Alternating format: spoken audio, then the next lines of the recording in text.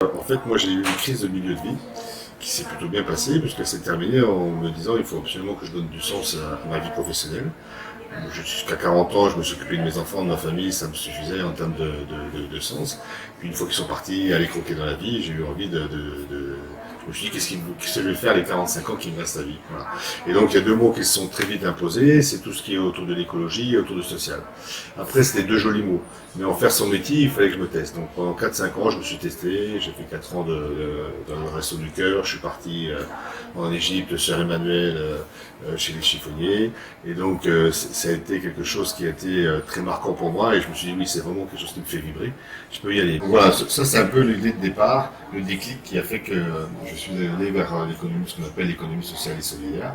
Et donc j'ai repris en 2010 une société qui s'appelle Cinéo, que j'ai toujours, qui avait 6 personnes, qui étaient déjà de nettoyage automobile pour les concessionnaires, donc tous les concessionnaires de la région. Et on est passé de 6 personnes à 65 personnes actuellement. Et il y a 3 ans, je me suis dit, je suis pas très loin de la retraite, j'ai envie vraiment de faire l'entreprise de mes rêves. Voilà.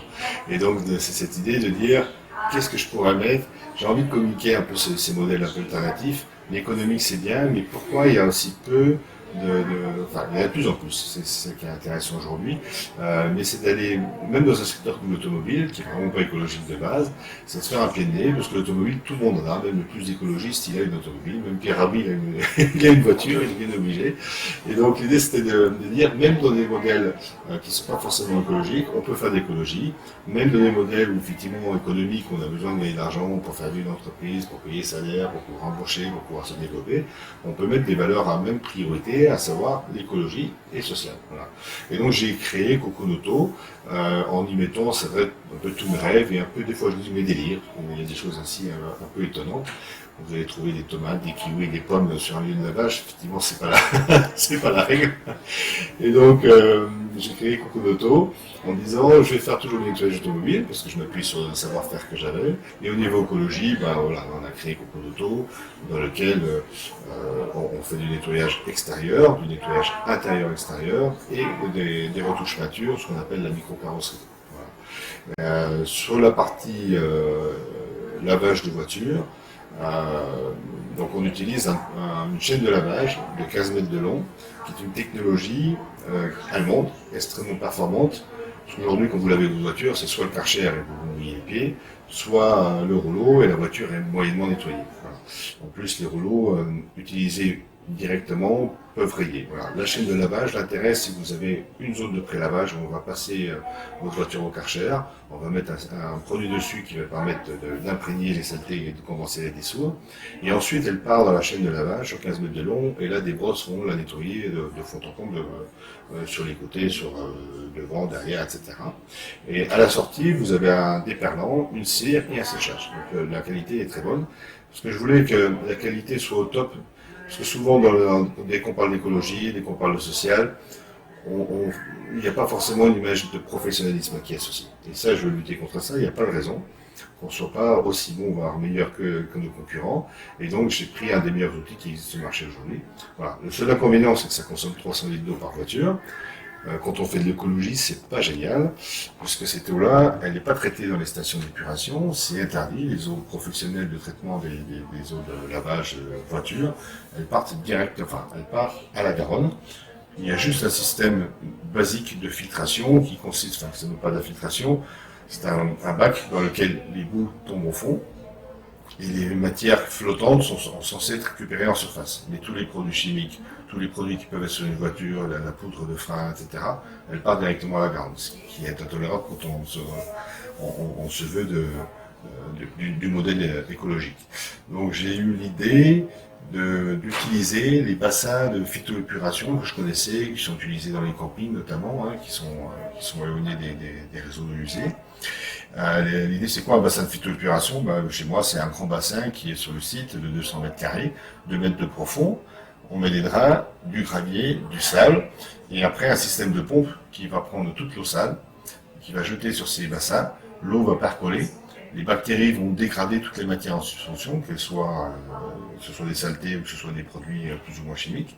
Et derrière, on récupère cette eau, et ça c'est une première en France, d'avoir un bassin de phytoépuration en circuit fermé, dans une cuve qui fait 15 000 litres, pour être récupérée pour relaver les voitures.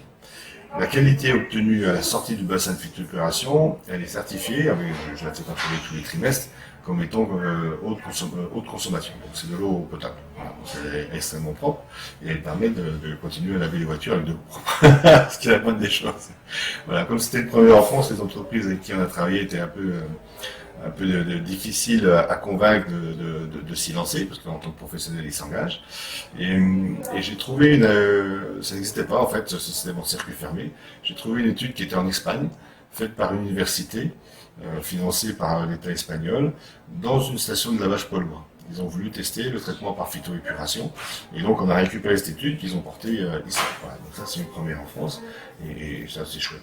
Puis après, quand je vous disais que j'ai eu quelques délires, je me suis amusé, je me suis dit il faut que ce soit un endroit beau, donc voilà, une extension de bâtiment en ossature bois, produits écologiques, des couleurs claires, des meubles faits en palette, et puis après j'ai voulu communiquer aussi, il n'y a pas que ça comme modèle alternatif, il existe plein de modèles alternatifs. Donc j'ai créé un tiers-lieu où je mets à disposition deux espaces, une quarantaine de personnes, une dizaine de personnes, plus un petit espace restauration dehors. Et l'idée c'est de mettre gratuitement à disposition tous les acteurs, tous les gens qui ont envie d'avoir des modèles alternatifs, pour qu'ils puissent communiquer auprès du grand public, qu'ils puissent communiquer auprès des salariés qui sont à la recherche aussi d'emploi et puis qui peuvent être préférer un modèle alternatif plutôt qu'un modèle classique. Et puis voilà, ça donne une animation, ça montre un peu les valeurs, on partage ce qui nous motive en fait. Voilà. Après j'ai mis un jardin en permaculture, donc là il y a aujourd'hui les tomates, c'est l'époque, et les clients peuvent se promener dans le jardin, cueillir des tomates, partir avec, les déguster pendant qu'ils attendent leur voiture. Il y a une quinzaine d'arbres de vergers, de fruitiers également bio, évidemment espèces anciennes qui sont là, à titre de partage. On a mis aussi des vélos électriques, parce que quand vous attendez votre voiture, on a des nettoyages qui durent de 30 minutes à 3 heures, suivant l'état de la voiture. On a mis des vélos électriques pour que les gens puissent aller se promener, faire leurs courses, voire aller travailler pendant que la voiture se fait nettoyer. Alors, c'est toutes ces démarches autour de ça que j'ai voulu mettre en place de façon à créer un endroit. Quand je dis cocoon, c'est prendre soin à la fois de la voiture, c'est prendre soin de l'homme, c'est prendre soin de ses clients, c'est prendre soin de ses salariés. Voilà. Donc, je connaissais bien l'insertion par l'activité économique, qui consiste à embaucher des personnes qui sont plus bancables sur le marché du travail. On les embauche, on leur apprend notre métier, et puis après on travaille 3 projets professionnels avec eux pour qu'ils puissent retrouver un travail à la sortie. C'est-à-dire qu'on se donne 2 ans, donc c'est une idée d'emploi tremplin, pour que la personne puisse retrouver un travail dans le milieu actif. Au début, quand je me suis intéressé à ce projet, je me suis dit il faut absolument que je me teste. Et j'ai voulu découvrir ce qu'était le monde de l'handicap, que je ne connaissais pas du tout. Parce qu'en tant que chef d'entreprise, on est responsable, quand on cherche le bien-être de ses salariés, il faut aussi s'intéresser comment on gère la partie handicap. Et je m'étais dit sur quel handicap je vais cibler, en me disant, par exemple, les gens en fauteuil roulant, chez nous, malheureusement, ne peuvent pas nettoyer une voiture. Par contre, il y a tout un tas d'autres handicaps qui peuvent être gérés. L'idée d'un pour un chef d'entreprise, c'est qu'ils aient un poste de travail confortable, qu'ils puissent travailler, qu'ils puissent être l'égal des autres personnes. Et donc, je me suis intéressé à la communication, et puis à la communauté de personnes déficientes, légèrement déficientes mentalement, de façon à ce qu'elles pouvaient s'adapter facilement à notre métier, sans avoir de freins particuliers par rapport à ce métier-là. Et donc, sur la partie sourd, je me souviens, c'était une anecdote, on s'est dit, la communication, quand même, ça va pas être simple, comment on va faire, quoi. Et en fait, dans la communication avec les sourds, c'est nous qui sommes handicapés, c'est pas eux. Lui, il a l'habitude, il a toujours été sourd, donc il sait communiquer, il a appris à le faire, et il est à l'aise. Alors que nous, dans le premier temps, comment on va faire, voilà. Et c'était assez étonnant. Et donc j'ai embauché 2 sourds chez Senio, et le futur directeur de Coconoto, qui n'existait pas encore, m'a dit tu les mets avec moi j'ai envie de travailler avec eux pour voir comment ça se passe, quoi. Et 2 jours après, il m'appelle, il me dit c'est génial la communication avec les sourds. Et je me souviens de ça, c'était vraiment très chouette, parce que je me suis dit ça y est, c'est gagné, quoi. Et en plus, ça a mis une ambiance dans l'équipe qui était... quand on travaille chez les concessionnaires, L'ambiance n'est pas toujours très sympathique parce qu'on a une grosse pression directe du client. Voilà. Et le fait d'avoir mis ces deux personnes-là, qui étaient moins sujettes peut-être au stress que les autres, a donné une dynamique de l'équipe qui a été géniale, quoi. C'était vraiment très chouette. Donc ça, c'est des belles expériences qu'on peut vivre avec des modèles comme ça.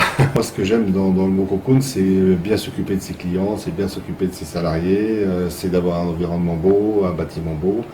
C'est pour ça qu'on l'a fait en